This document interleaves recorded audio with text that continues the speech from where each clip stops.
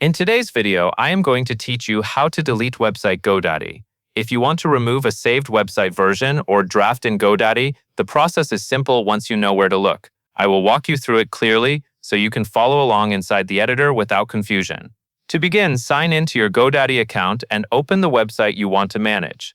From there, click Edit Website, or in some versions, Edit Site.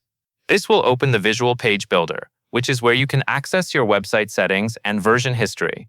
Make sure the correct site is open before you continue, especially if you manage more than one website in the same account.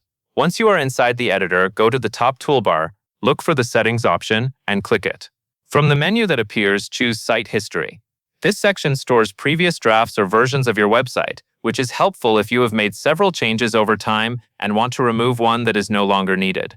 When the Site History panel opens, you will see a list of saved versions in the sidebar. Take a moment to review the available drafts or versions so you can identify the exact one you want to delete.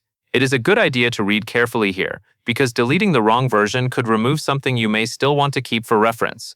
After you find the version you want to remove, move your mouse over it. As you hover over that specific draft or saved version, more options should appear. Click the three dots next to that item to open its action menu. In that menu, click Delete. Godaddy will then show a confirmation pop-up asking if you are sure. This is the final check before the version is removed, so confirm the deletion only if you are certain. Once you approve it, that draft or version will be deleted from your site history.